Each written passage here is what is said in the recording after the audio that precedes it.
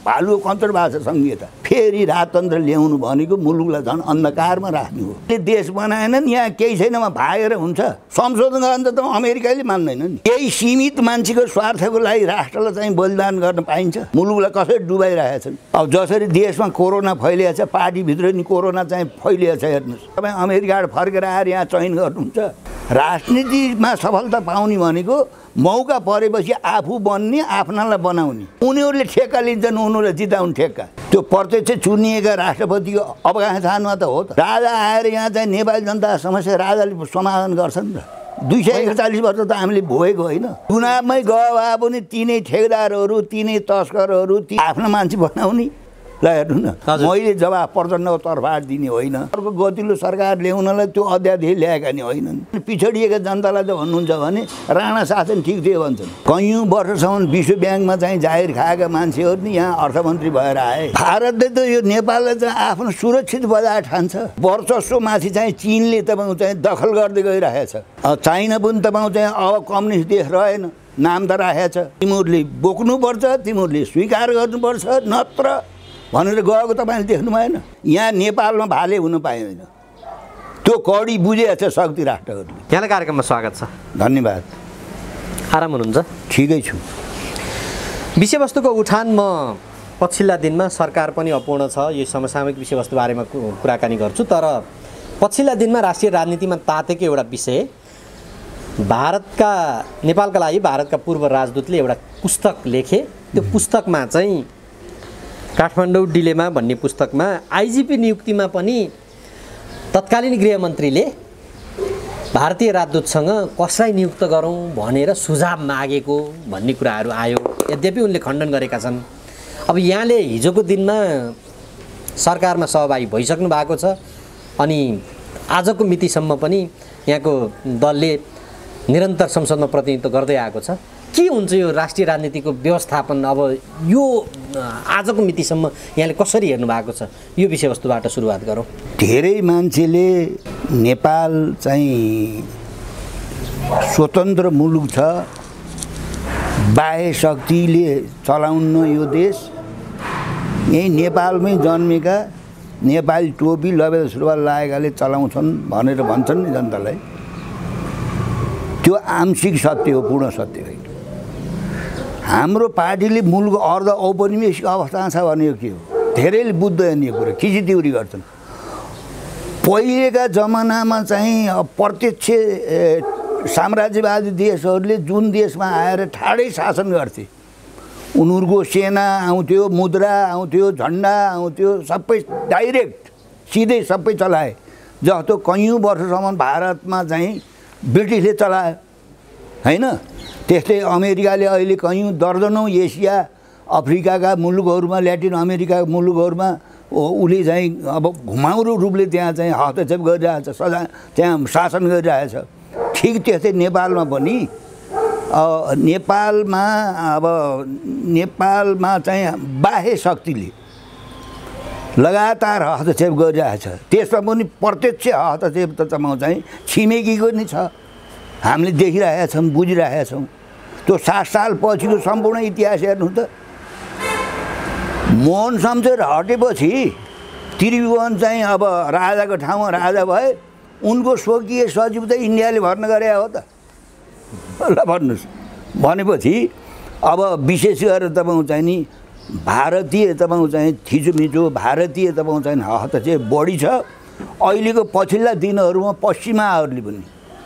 पश्चिमाहरूले नै नेपालको राजनीतिक, नेपालको सामाजिक, नेपालको सांस्कृतिक क्षेत्रमा पनि तपाईँ व्यापक चाहिँ हस्तक्षेप गरे र त्यसको असर यहाँका राजनीतिक पार्टीहरू शिक्षामा, स्वास्थ्यमा, रोजगारीमा धेरै ठाउँमा चाहिँ बाह्य शक्तिहरूको सहयोगको नाममा उनीहरूको आफ्नो चाहिँ नीति, आफ्नो संस्कृति, आफ्ना उद्देश्य यहाँ पुरा गरिरहेछन्। त्यसो हुनाले यो मुलुक तपाईँको चाहिँ असाध्य अप्ठ्यारो चाहिँ अवस्थामा छ। हिजो पनि थियो र आज पनि छ। आजको स्थिति झन् जटिल हुँदै गइरहेछ।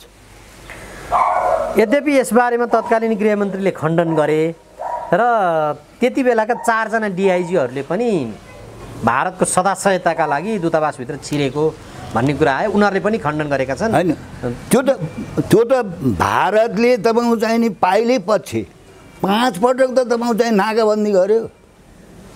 भारतले त यो नेपाललाई चाहिँ आफ्नो सुरक्षित बजार ठान्छ। यहाँका जल स्रोतमाथि कसको चाहिँ होल्ड छ? यहाँ नेपालको जल स्रोतमाथि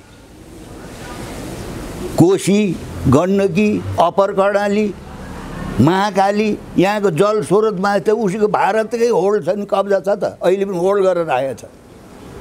त्यस्तै यहाँका कतिपय चाहिँ नि अब उद्योगहरू, धन्दाहरू तपाईँको चाहिँ नि उसले सहायता दिएर खोल्न आउने चाहिँ मजदुरहरू उतैबाट ल्याउने।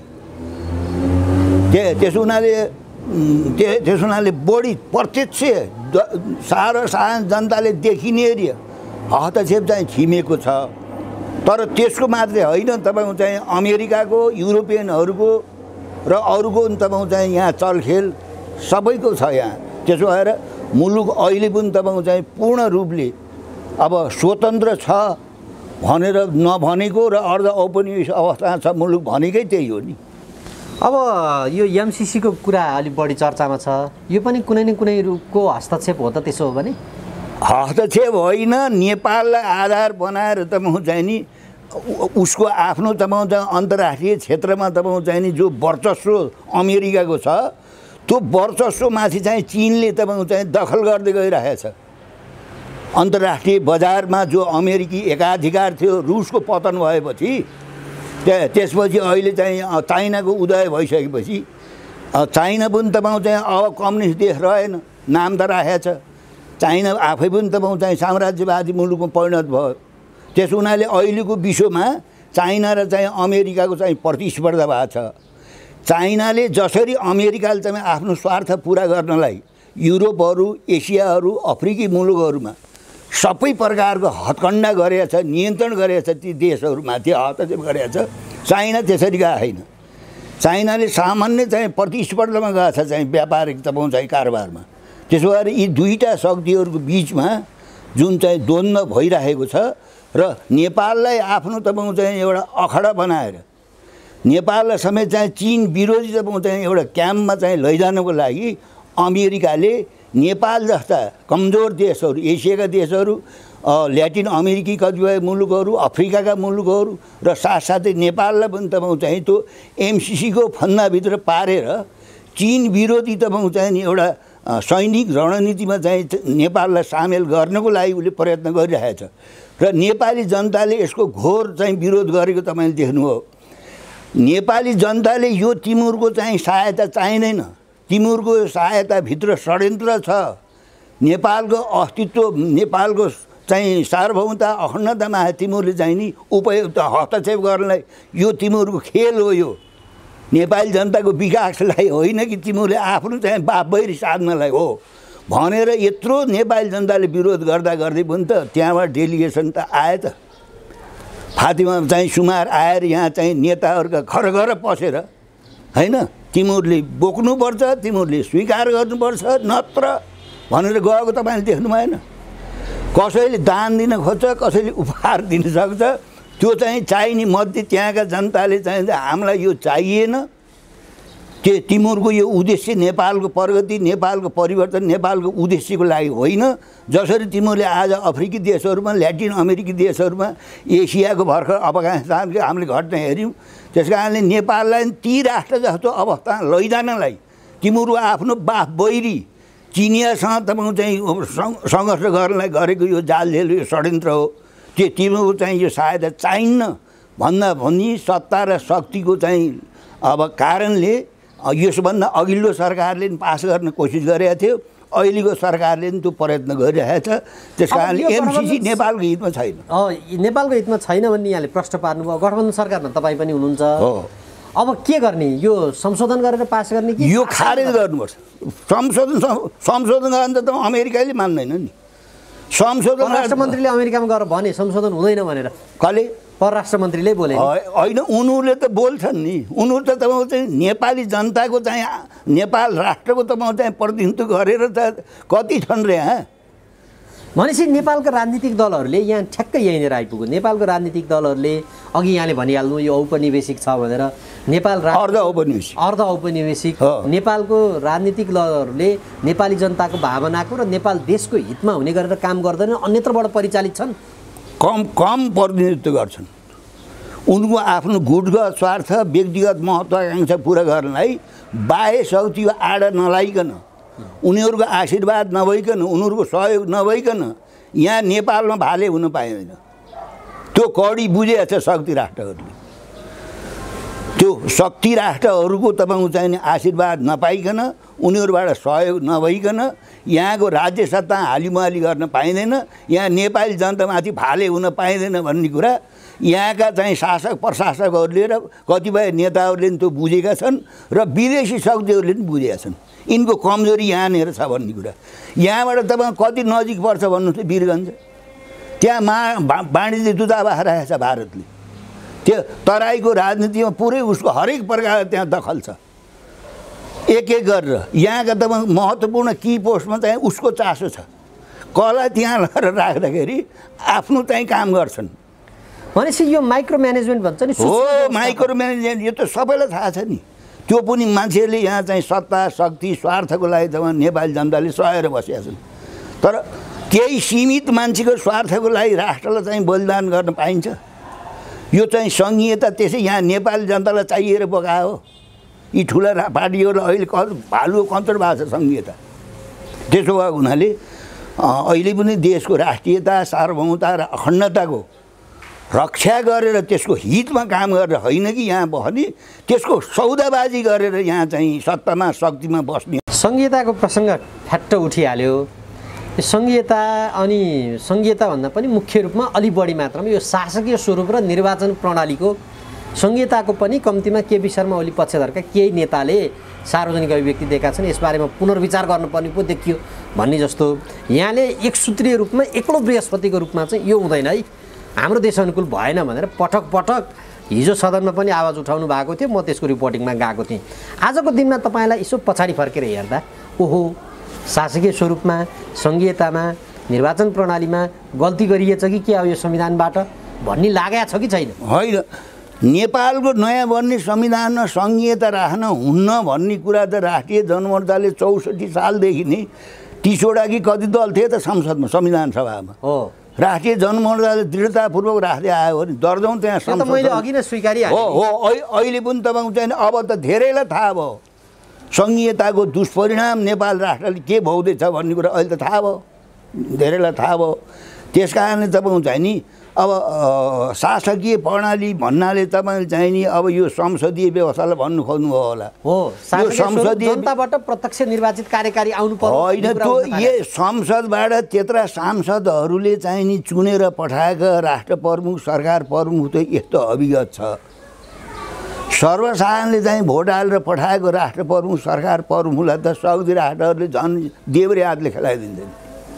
उसको आफ्नो स्वार्थमा धक्का हामीले देखेनौँ कतिपय ल्याटिन अफ्रिकी देशहरूमा प्रत्यक्ष राष्ट्रपति प्रणाली, प्रत्यक्ष प्रधानमन्त्री प्रणाली भएका देशहरूको अभिगत देख्नु भने केही देशमा राम्रो भयो, बेग्ली कुरा। भनेपछि संसदीय व्यवस्थाबाटै संसदबाट चुनिने प्रधानमन्त्री नै ठिक छ भन्नु? ठिक छ।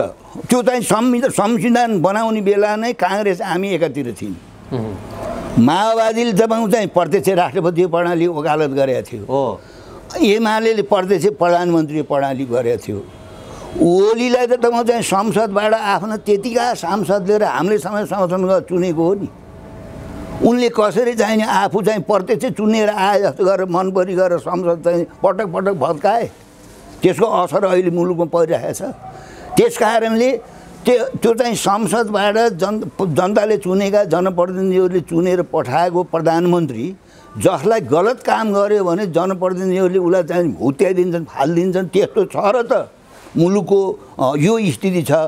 अझ जनताबाट प्रत्यक्ष चुनेर आएका राष्ट्र प्रमुख, सरकार प्रमुखले जे मनलाई उही गर्छ। विदेशीको चाहिँ निर्देशनमा, इसारामा के अभिगत होला त्यतिखेर? होइन, सरकार अलि दिगो भएन, राजनीतिक दलका नेताहरू खास गरी सरकार परिवर्तनको खेलमा लागे, सांसद किनबेचको पुरानो श्रृङ्खला सुरु हुँदो रहेछ। त्यस कारणले बरु जनताबाट झ्याप्पै 5 वर्षमा आयो भनेदेखि चाहिँ त्यसले चाहिँ स्थिरता ल्याउँछ कि यो हिजोको दिनमा बाँडिएको नारा समृद्ध नेपाल सुखी नेपाली कार्यान्वयन हुन्छ कि भन्छन् नि। होइन, त्यो गलत तर्क हो। त्यो मैले पनि सुनेको छु। त्यो प्रत्यक्ष चुनिएका राष्ट्रपतिको अफगानिस्तानमा त हो त। किन त्यहाँ अमेरिका आएर चाहिँ त्यत्रो उत्पाद गर्यो? अरू ल्याटिन अमेरिकी मुलुकहरूमा हेर्नु नि, अफ्रिका मुलुकहरू हेर्नु, कमसेकम संसदीय प्रणालीमा त प्रधानमन्त्रीलाई त सांसदहरूले नियन्त्रण गर्छन् नि, अविश्वास प्रस्ताव ल्याउँछन्, उसका कतिपय तपाईँ चाहिँ गलत कामको चाहिँ त्यहाँ छेक छन् त्यहाँ।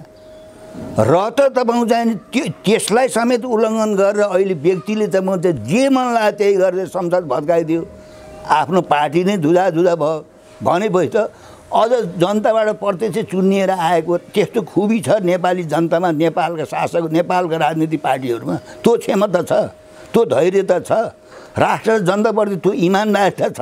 राजनीति गर्नेहरू देखेका छौँ, प्रशासनमा बस्ने जिम्मेवार ठाउँमा बस्नेहरूले के गरिरहेछन्, मुलुकलाई कसरी डुबाइरहेछन्, राष्ट्रलाई के गरिरहेछन्। अझ यति गर्दा त अझ प्रत्यक्ष तपाईँ चाहिँ नि राष्ट्रपति प्रणाली, प्रदेश प्रधानमन्त्री प्रणाली त अब जनतालाई अलमलाउने कुरा हो। प्रचण्डले किन बोलेका होला नि त? अब हामी फेरि अर्को एउटा जनयुद्धको सुरुवात गर्नु पर्यो, प्रतिक्रियावादीहरूले घेरे, अब यसरी चाहिँ नसकिने भयो। अब हिजो संविधानमा हाम्रो रिजर्भेसन थियो, संविधानमा हामीले चाहिँ मानेकै थिएनौँ, त्यो त त्यति बेला यसो स्वीकार दिएको हो। अब हामी लाग्नुपर्ने भयो, यो निर्वाचन प्रणाली खारेज गर्नलाई जागरुक हुनु पर्यो, शासकीय स्वरूप खारेज गर्नलाई जागरुक हुनु पर्यो, भएन अब भनेर किन बोलेका होला नि त? त्यो चाहिँ उहाँहरूको पार्टीको निर्णय बोले होला नि। त्यो कथित जनयुद्ध गर्ने बेला नि हामीले यो जनयुद्ध होइन बेला भयो होइन भनेको थियौँ नि त, होइन? तै त्यो जनयुद्ध चाहिँ थिएन त्यो भन्ने कुरा त फर्केर आएर यही संसदीय व्यवस्थामा पिङ खेलेपछि थाहा पाइहाल्नु हो तपाईँले। यही अहिले भएको संसद चाहिँ देख्न रुचाइरहेका छन् देशी विदेशी प्रतिक्रियावादीहरूले। यही तपाईँ चाहिँ बुर्जुवा गणतन्त्रदेखि रुचाइसकेन, यसलाई खत्तम पार्न हिँडिरहेका छन् भनेपछि अब फेरि भर्खरै अब तपाईँ चाहिँ नि अब जनयुद्ध हुने, सशस्त्र सङ्घर्ष गर्ने चाहिँ अहिले स्थिति सशस्त्र चाहिँ भनेनन्, अर्को खालको जनयुद्ध गर्नु पर्यो होइन। त्यो चाहिँ भने पनि वास्तवमा त्यो त उहाँहरूले अनुभव गरेर आएको कुरा हो नि। त्यसो गरेर आएका चाहिँ स्वयं चाहिँ आफ्ना पार्टीका, हाम्रा पार्टीका भनौँ ती विभिन्न मान्छेहरूको चरित्र के छ, नैतिकता के छ, सांस्कृतिक स्तर के छ, ल भन्नुहोस्।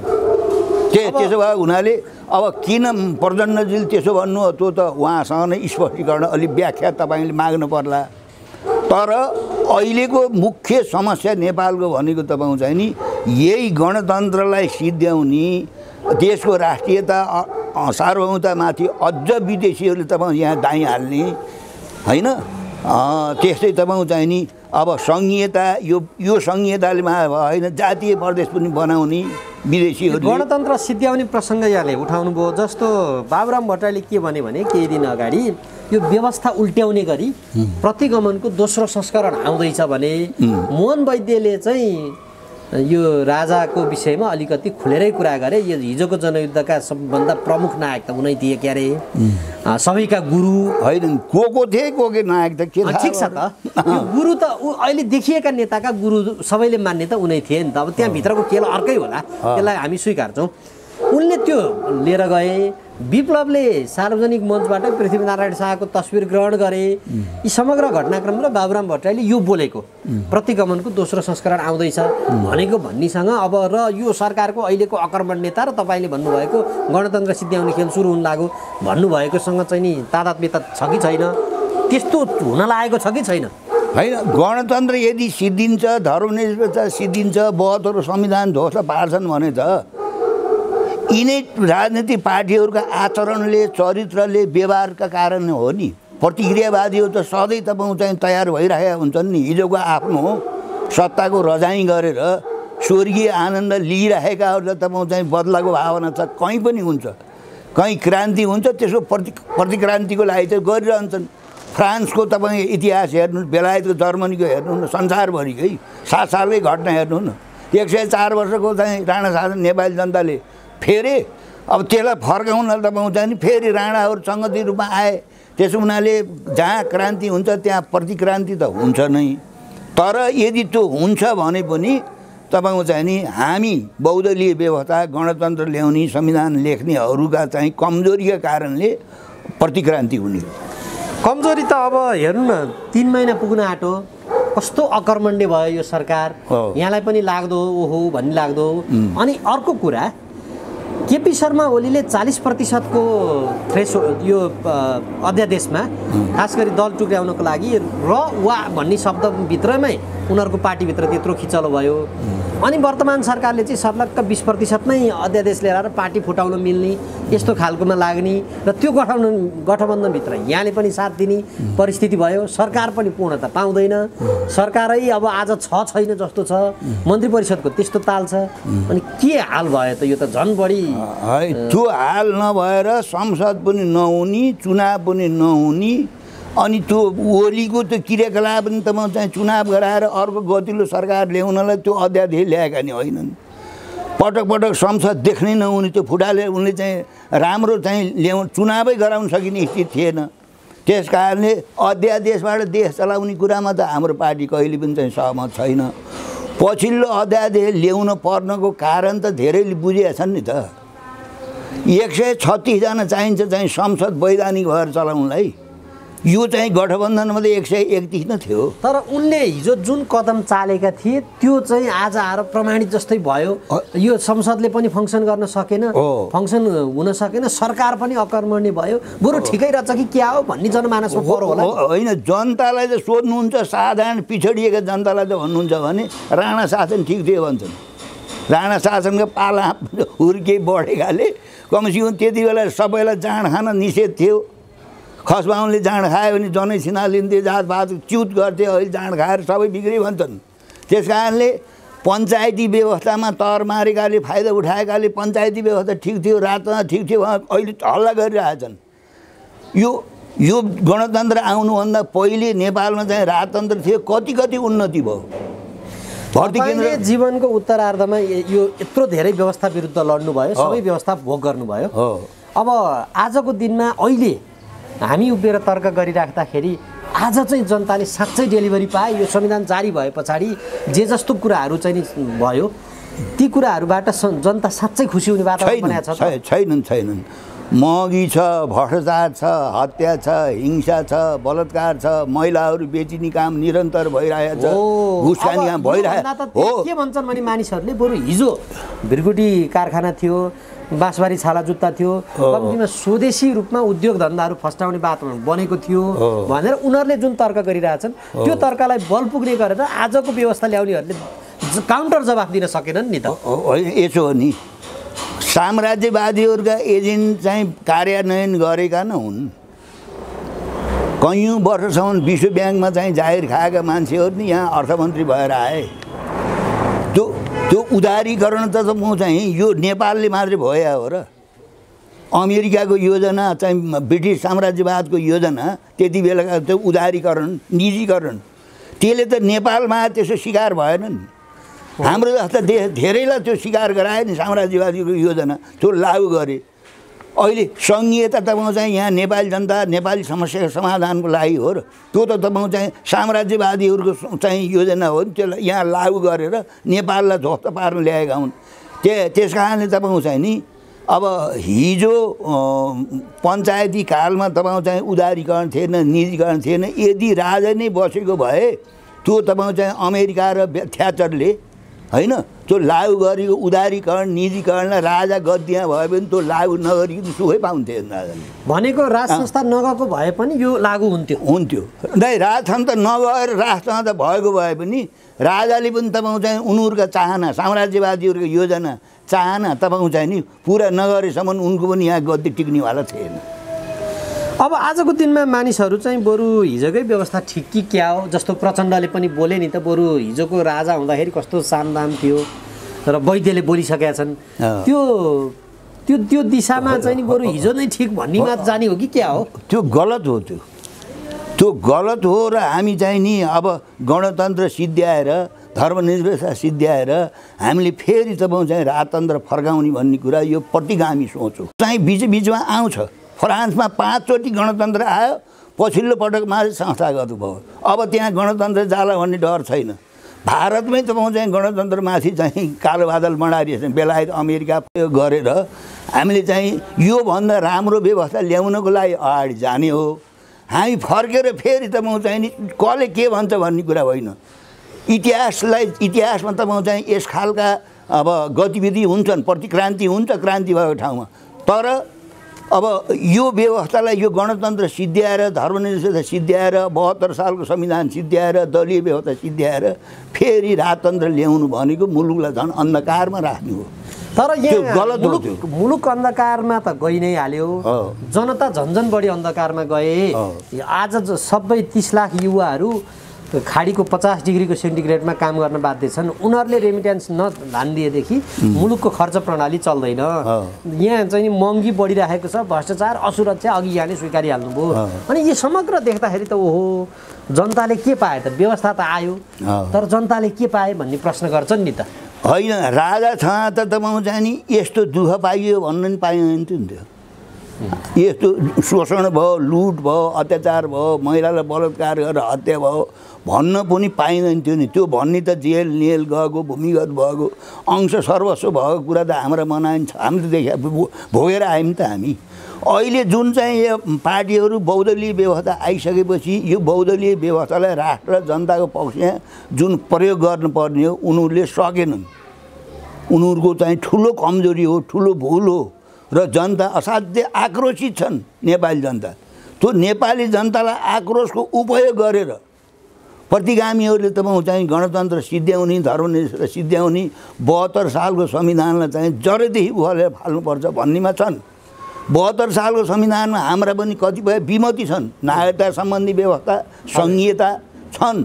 तर चाहिँ 72 सालको संविधानलाई नै अहिले ध्वस्त पारेर, गणतन्त्रलाई ध्वस्त पारेर राजतन्त्र फर्काउने भनेको हामी चाहिँ उल्टो बाटो हो। त्यो गलत हुन्छ। त्यो इतिहासले तपाईँ चाहिँ अब गलत ठाउँमा पुर्याइराखेको व्यवस्था ल्याएर नेपाली जनताको समस्या, राजा आएर यहाँ चाहिँ नेपाली जनताको समस्या राजाले समाधान गर्छन् र 241 वर्ष त हामीले भोगेको होइन। हाम्रो इन्टेन्सन राजा आउन् भन्ने होइन। तर कस्तो भयो भने जनताले सुख पाउने दिशा चाहिँ के होला त? होइन, जनताले सुख पाउने भन्ने कुरा त जनताले चाहिँ दबाब दिएर विरोध गरेर यसलाई अहिले चाहिँ उपयोग गरेर चाहिँ हामी योभन्दा राम्रो व्यवस्था छ संसारमा, यसलाई चाहिँ हामीले अगाडि जानुपर्छ। हामी पछाडि फर्कने होइन भन्ने राष्ट्रिय जनमोर्चाको सुझाव हो। अब सरकारले पूर्णता पाएको छैन, यहाँको त नेताहरूसँग छलफल पनि हुन्छ होला। आज खुलासा गरिदिनु त खास के कारणले त्यहाँभित्र यस्तो किचल भयो? मैले धेरै ठाउँमा भने नि त, राणा गए पनि, राजा गए पनि, पञ्चायत गए पनि नेपालका राजनीतिक पार्टीहरू प्रवृत्ति गएको छैन नि। त्यो चाहिँ सरकारमा जाने कुराहरूमा होइन, त्यो मन्त्रालयका भाग बढ्नमा त्यहाँ तपाईँ चाहिँ लुछाडुनी भएको पुरै मिलेको छैन। अहिले नि भाग बढ्नमै झगडा भइरहेको के पार्टीभित्रै झगडा भएको छ तपाईँ चाहिँ नि। अब खोजेको मन्त्रालय आफू मन्त्री हुन पाए म पार्टी फोडिदिन्छु भनेर चाहिँ यस्तो राजनीतिक संस्कृति, यस्तो राजनीतिक यो देखेका छौँ नि हामीले। त्यसो भने पार्टीभित्रकै आफ्नो तपाईँ चाहिँ नि अन्तर्कलहको कारणले हो नि सरकारले पूर्णता नपाएको। सुरुकै बैठकमा मैले के स्वार्थले हो, स्वार्थले हो नि, अरू केले हो त? अब यहाँ कतिपय विश्लेषकहरूले आरोप लगाउँछन् कि माधव नेपालले चाहिँ यही सरकारमा सहभागी हुनलाई पार्टी फुटाएका हुन्, पार्टी नै फुटाउनु पर्थ्यो त, त्यहाँभित्र रहेर पो गर्ने हो त, अरू 10 जना त लागेन। त्यो गलत हो। ओलीको प्रतिगमन धराशयी गराउनलाई माधव खलनाथले चाहिँ जोखिम नलिएको भए हामीले मात्रै, काङ्ग्रेसले, राष्ट्रिय जनमोर्चाले हामीले मात्रै दबाउँछ नि सक्दै सक्दैन। प्रचण्डले कम्फर्टेबल सरकार भन्थे, यही कम्फर्टेबल सरकार होइन। त्यो त कम्फर्टेबल सरकार त तपाईँ चाहिँ पहिलेदेखिका शासकहरूले त त्यो कम्फर्टेबल सरकार बनाएर नि अहिले देख्नु भएन नि एमसिसीको पक्षमा वकालत गरेको होइन। मैले भनेको चाहिँ राष्ट्रिय हितको लागि कम्फर्टेबल सरकार हो यो अहिले आफैले तपाईँहरूले बनाएको चाहिँ होइन। राष्ट्रिय हितको लागि नि बनाउन, राष्ट्रको लागि बनाउन खोजेको कम्फर्टेबल सरकार हो। तर जे गर्न सक्नु पर्थ्यो नि यो सीमाभित्र त्यो पनि गर्न सकेन। सरकारकै पूर्णता दिन नसकेपछि त तिनै पार्टीभित्रको तपाईँ चाहिँ अन्तर्विरोध हो नि, समस्या हो नि। तपाईँले उनीहरूलाई हामीले जब तिमीहरूको चाहिँ मन्त्रीमा चाहिँ लालच देखाएनौ भने तिमीहरूले यो के गरेको भनेर एकचोटि कराइदिनु भएको छैन? भने हो न, तपाईँसँग भनेको कुरा नि उहाँहरूले तुरुन्तै सुन्नुहुन्छ नि। म त प्रायः चाहिँ 5 दलमा जान्न, म काठमाडौँमा नि प्रायः बस्दिनँ, बागलुङतिर, पोखरा, काशीतिर गएँ, गण्डकीतिर। म हिजो र आज यहाँ बसेँ, हिजो र आज यहाँ बैठकै थियो। त्यसो भए कतिपय मिडियाका साथीहरू चाहिँ रिसाउनु भएको छ, यसले हामीलाई समय नै दिएन भनेर। आज फेरि धनगढी जान छ। अब जसरी देशमा कोरोना फैलिएको छ पार्टीभित्र नि कोरोना चाहिँ फैलिएको छ हेर्नुहोस् सबै पार्टीभित्र टुट फुट षड्यन्त्र गुटबन्दी सारा चलिरहेछ त्यसो भएको हुनाले यो चाहिँ राष्ट्रको लागि उपयुक्त कुरा होइन त्यस कारणले यो चाहिँ ओलीको प्रतिगमनलाई पराजित गर्नको लागि यो 5 दलको जो गठबन्धन भयो यो त बाध्यताको चाहिँ उपज हो नि अब मान्छेहरूले के भन्छन् भने यो गठबन्धनले न सरकारलाई पूर्णता दिन सक्यो न जनतामा एउटा राम्रो खालको केही मेसेज आउन सक्यो जनताले पनि हिजो केपी शर्मा ओली जसलाई चाहिँ प्रतिगमन भनेर हटाइयो बरु उनै हुँदा ठिक र यो हुँदा के बेठिक भयो त एउटै त रहेछ नि भन्ने खालको गयो त्यो हिसाबले अब यो चुनावमा जानु पर्यो बरु यस्तो तालले भन्ने खालको कुरा गर्छन् नि कतिपयले होइन चाहिँ जुन चुनावमा जाने आवधिक चुनावमा त जानै पर्छ जान हुन्न भन्ने कुरा त होइन मध्यावधि चाहिँ जानु भएन होइन जान भएन जुन बेलामा तपाईँ चाहिँ कोरोना विरोधमा लड्नु पर्ने हो त्यही बेला चाहिँ निर्वाचन घोषणा गरेको देख्नु भएन पोहोरै वैशाखमा चाहिँ गए वैशाखमा जाने भनेर त्यो सम्भव थियो त्यतिखेर त्यसो भएको अहिले त यो घटनाक्रमले बरु चुनावमै गएको भए चुनावमै गयो भए पनि तिनै ठेकेदारहरू तिनै तस्करहरू तिनै पैसावालाहरू एउटा सांसद चाहिँ चुनाव जितेर सिंहदरबार नयाँ बानेश्वर आउनलाई कति करोड खर्च गर्नुपर्छ तपाईँ नयाँ कोही मान्छे आउँछ यो अहिले भनेको छ नि यो चाहिँ नि एउटा सङ्घीयको चुनाव लड्ने 5 करोड 10 करोड चाहिने भयो अब चाहिँ नसकिने भयो निर्वाचन प्रणाली चाहिँ बरु यो खारेजै गर्नुपर्ने भयो यसका लागि चाहिँ सङ्घर्ष गर्नुपर्ने भयो भन्छन् नि अब त्यो हो होइन चुनाव चाहिँ खर्चिलो भएको कारणले नै चाहिँ चुनिएर आएका मान्छेहरूले जनताको र राष्ट्रको चिन्ता भन्दा अब चिन्तामा लाग्यो फेरि चुनाव चाहिँ कसरी जित्ने हो त्यो पार्टी बदल्ने पार्टीमा दौडधुप गर्ने पनि कसका पछाडि लाएर होइन राजनीति तपाईँको चाहिँ सांस्कृतिक स्तर राजनीतिक चेतना होइन चुनाव जिते पनि हारे पनि राष्ट्र र जनताको लागि काम गर्ने हो राजनीति गर्ने भनेको भन्ने संस्कारको त तपाईँको खडेरी नै पर्यो नि त एउटा दलमा होइन प्राय सबै दलमा हो नि त अब यसमा चाहिँ के गर्ने होला तपाईँको चाहिँ भनाइ के छ यसमा होइन यसमा त तपाईँको चाहिँ राजनीति दलहरूमा जुन एउटा सांस्कृतिक चाहिँ धरातल खसेको छ नि हजुर अब त्यसलाई चाहिँ जसले चाहिँ बिटा बोकेर जान्छ होइन ती एजेन्टहरू त्यो ठेकेदारहरूले पैसा चाहिँ मुठा लिएर जान्छन् ती ठेकेदारको चाहिँ मिलेमतोमा तिनका एजेन्टले किन्ने बेलामा जनताहरू बिक्री हुन भएन मैले तपाईँहरू जस्तै मिडियाबाट यो समानुपातिक बरु जाउँ भन्ने कुरोमा चाहिँ के छ तपाईँको धारणा भन्ने कुरो नै पूर्ण समानुपातिकमा गएर पनि हुँदैन होइन यो चाहिँ संविधान बनाउँदाको बहुत धेरै कुराकानी भयो ए हजुर होइन त्यस कारण तपाईँको चाहिँ नि अब पूर्ण समानुपातिकले पनि हुँदैन त्यस कारणले त्यो अब समानुपातिकमा पनि तपाईँको चाहिँ व्यापार भएन आफ्नो मान्छे बनाउने पैसा लिएर त्यहाँ राख्ने ल हेर्नु न राजनीतिक पार्टीहरू त्यो संस्कार र त्यस्ता संस्कार भएका मान्छेलाई चाहिँ सिफारिस गर्ने हामी कस्ता हामी मतदाता हामीमा पनि त्यो चेतना आउनु पऱ्यो कि त्यो चाहिँ पैसा खर्च गर्न सक्ने उसका एजेन्ट छन् गुन्डाहरू छन् ठेकेदारहरू छन् तिनैका फन्जामा जनता परिराखेपछि त राम्रो विचार भएको मान्छे राम्रो संस्कार भएको मान्छे राष्ट्र र जनताप्रति चिन्ता भएको मान्छे तर पैसा छैन भने त आउनै नसक्ने भयो नि त त्यसो भएको हुनाले कुनै देशको तपाईँको चाहिँ परिवर्तनको लागि त त्यो देशका जनता पनि परिवर्तन हुनु पर्यो जस्तो एमसिसी चाहिँ यो खतरा छ भनेर हामीले सुरुमा भन्दाखेरि त्यसले अहिले त धेरैले बुझे नि जुन देशमा जनता तपाईँको चाहिने चनाखो हुन्छन् नि र राजनीतिक पार्टीहरूलाई ठिक ठाउँमा चाहिँ दिने सजाय दिने चापी त उनीहरूसँग छ हामी जनता पनि के छ भने कुनै न कुनै पार्टीको तपाईँको चाहिँ गठबन्धनमा दास भएर बाँधिएर बसेका छौँ हेर्नुहोस् अब उसले पैसा कति खर्च गर्छ उसले विकासका नक्कली झुटका खेती कति गर्छ त्यसैका पछाडि हामी दौडन्छौँ त्यस हुनाले जनताले दुधको दुध पानीको पानी फैसला गर्नेसँग चेतनाको विकास भएपछि कसैले चाहिँ हेप्न चाहिँ जनतालाई राष्ट्रलाई सक्दैन प्रचण्डले हिजो जनयुद्ध गरेपछि उनीहरूको माग चाहिँ संविधान सभाबाट संविधान भन्ने थियो यो जारी पनि भयो अहिले नै आएर फेरि भएन यो संविधानको यो कुराहरू मैले अघि भनिहालेँ यो कुराहरू भएन भने यही प्रसङ्गमा प्रतिक्रियावादीले घेरे पनि भने यही प्रसङ्गमा उनले के पनि भने होइन अब म त जीवनको उत्तरार्धमा एक्लै हुन्छु कि क्या हो पनि भने होइन म त आत्महत्या नै गर्नुपर्ने अवस्थामा पुग्ने भयो पनि भने यो के हो प्रचण्डमा देखियो त्यो त किन भनेको प्रचण्डजीलाई तपाईँ सोध्नुपर्छ प्रचण्डजीको होइन एउटा सिंह बृहस्पति भएर होइन प्रचण्डको कुराको जवाफ मैले दिने होइन प्रचण्डजीलाई नै सोध्नुपर्छ होइन त्यसो हुनाले अवस्था पुगेको हो त भन्न खोजे होइन त्यहाँ होला नि समस्याहरू अप्ठ्यारो परेरै भने होला अप्ठ्यारो परेरै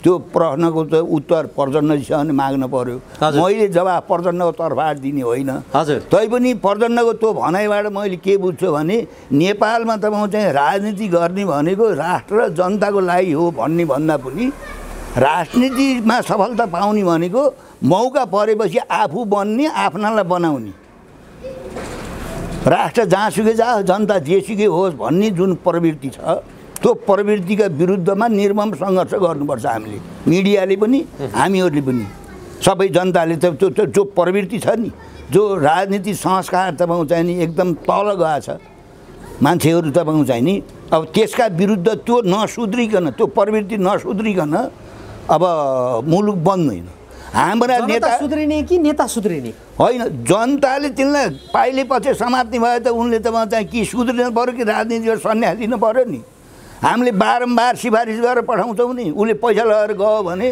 त्यहाँ एजेन्ट हुन्छन् गुन्डाहरू हुन्छन् ठेकेदारहरू हुन्छन् भूमाफिया हुन्छन् तस्करहरू हुन्छन् उनीहरूले ठेक्का लिन्छन् उनीहरूले जिताउनु ठेक्का मजाले हामी सामेल हुन्छौँ चुनावको बेला यो बाटो खनिदिन्छौँ यहाँ बिजुली ल्याइदिन्छौँ यहाँ चाहिँ चमत्कार गरिदिन्छौँ भनेपछि हो भनेर त्यही गोलमा लाग्छौँ हामी प्रतिगमनकारीका चाहिँ वरिपरि घेरेको तपाईँले देख्नु भएन मान्छे पढे लेखेका मान्छेहरू जान्ने मान्छेहरू त्यही त राजनीतिमा विवेक गुमाउनै पर्ने हुँदो रहेछ विवेक होइन विवेक गुमाएका कारणले नै मुलुक यो अवस्था गयो समाजको जुन जनताको अगुवाई गर्नेहरूले चाहिँ आफ्नो स्वार्थलाई केन्द्रमा राखेर आफ्नो पद आफ्नो तपाईँ चाहिँ नि त्यो पदमा गएर गर्ने चाहिँ अब नाफा अब त्यसलाई केन्द्रमा राखेर नै यस्तो भयो यदि अगुवाहरूले चाहिँ आदर्शको राजनीति गर्थे नैतिकताको राजनीति गर्थे भने विदेशीहरूले चाहिँ भेडा बाख्रा चाहिँ किनेर चाहिँ चलाउँथे यिनलाई स्वाभिमान खै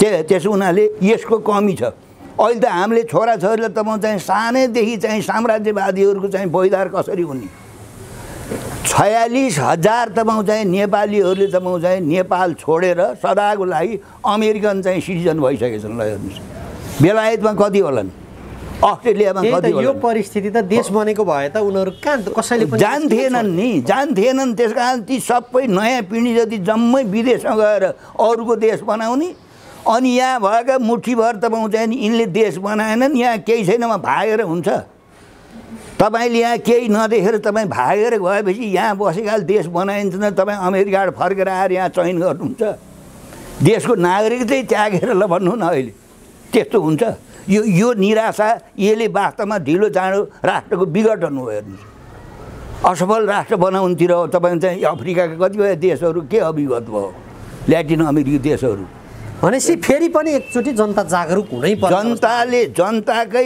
निर्णायक तपाईँ चाहिँ फैसला गर्ने जनतै हुने हरेक देशमा हुन्छ अब म अन्तिम प्रश्नमा जान्छु यो पछिल्ला दिनमा चर्चामा रहेको विषय चाहिँ नेपालका बिजनेस घरानाहरू जुन छन् व्यापारी घरानाहरू उनीहरूले ट्याक्स हेभन कन्ट्रीहरूबाट यहाँबाट ट्याक्स छल्ने पैसा उता पठाउने अनि त्यहाँबाट लिगलाइज गरेर यता लिएर आउने जुन प्रवृत्तिहरू देखियो यसको चाहिँ यो प्यान्डोरा पेपर्सले खुलासा गरेको छ योलाई यहाँले कसरी हेर्नु भएको छ त्यो त त्यसो गर्ने मान्छेहरू कहिले काङ्ग्रेसको सांसद हुन्छन् कहिले एमालेको सांसद हुन्छन् ती काङ्ग्रेसका नेता एमालेका नेताहरूको चाहिँ नारायकीपनले उनका कमजोरीबाट तिनले फाइदा उठाएका हुन् त्यस खालको चाहिँ गलत धन्दा गरेर राष्ट्र डुबाउनेहरू ट्याक्स चाहिँ नतिर राष्ट्र डुबाउनेहरू त कहिले काङ्ग्रेस कहाँ कहिले एमाले कहाँ छन् त त्यस कारणले मूल रूपमा तपाईँ चाहिँ यिनी राजनीतिक पार्टीहरूले तस्करहरू काला बजारियाहरू भूमाफियाहरूको आड नलिकन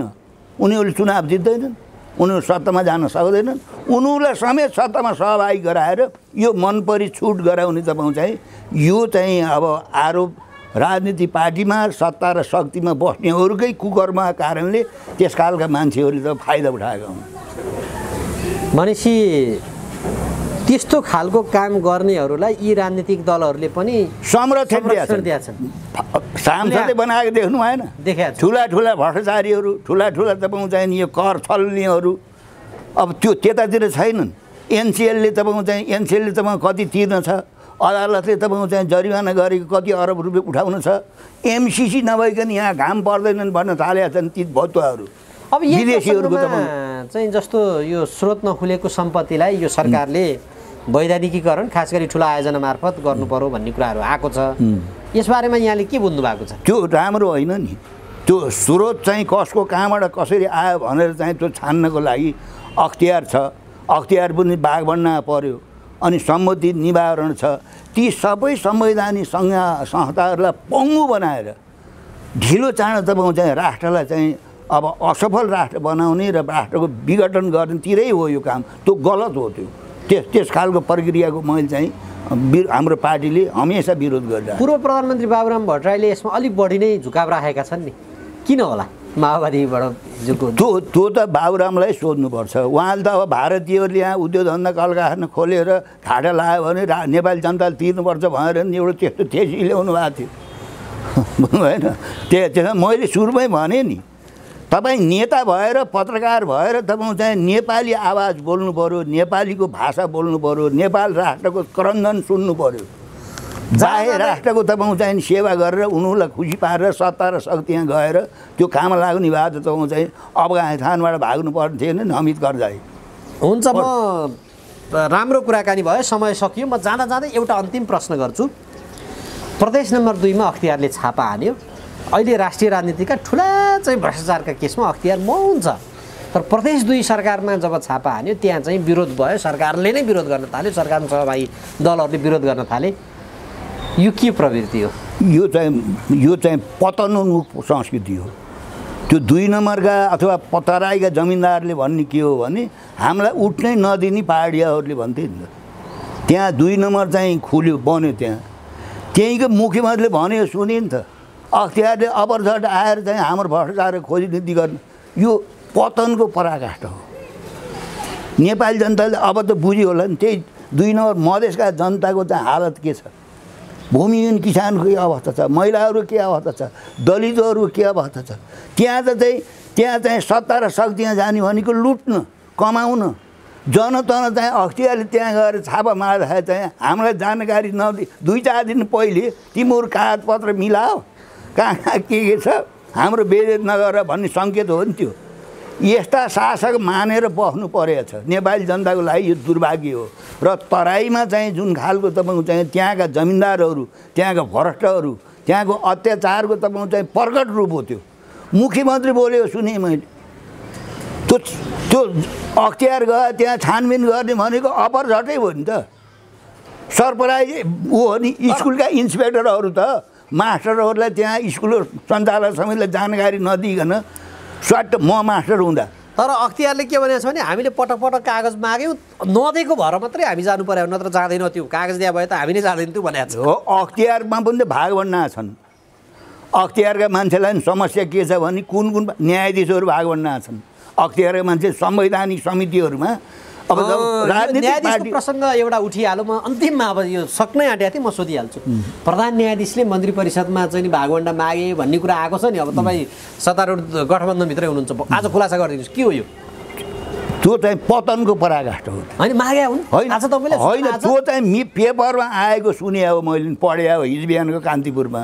यदि त्यो सत्य हो भने नेपालको इतिहासमा न्यायपालिकाका चाहिँ न्यायाधीशहरूले त्यस खालको माग गर्नु भनेको त्यो तपाईँको चाहिँ न्यायपालिकाको चाहिँ पतन हो। त्यो राजदूत सादूततिर पनि इच्छा राखेका छन्। इच्छा राखे होला, तर चाहिँ सिधै मलाई चाहिँ नि तिम्रो काम गर्ने अदालतभित्र भने मलाई चाहिँ भागभन्डा चाहिन्छ भनेर भन्नु यदि त्यो सत्य हो भने त्यो चाहिँ न्यायपालिकाको तपाईँको चाहिँ घोर अपमान हो, बदनाम हो र नेपाली जनताको लागि त्यो असाध्य क्षोभजन्य तपाईँको चाहिँ कुरा हो। यसको चाहिँ भण्डाफोर विरोध हुनुपर्छ यदि सत्य हो भने। आछ पेपरले त्यसै लेखेको हो भने त चाहिँ सर्वोच्चका माननीयहरू चाहिँ बदनाम गर्नु भएन नि। पेपरले कारबाही हुनु पर्यो, पेपरको कारबाही हुनु। झुटो लेखेको हो भने सत्य हो भने चाहिँ दुधको दुध पानीको पानी हुनु पर्यो। कसैलाई पनि त्यस्तो मन परिगयो भने छुट छैन। हुन्छ, समय दिनुमा म यहाँलाई धन्यवाद र आभार व्यक्त गर्छु। धन्यवाद। मलाई पनि समसामयिक विषयमा चाहिँ आफ्नो विचार राख्ने, पार्टीको विचार राख्ने अवसर दिनु हो। यहाँहरूलाई धेरै धेरै धन्यवाद।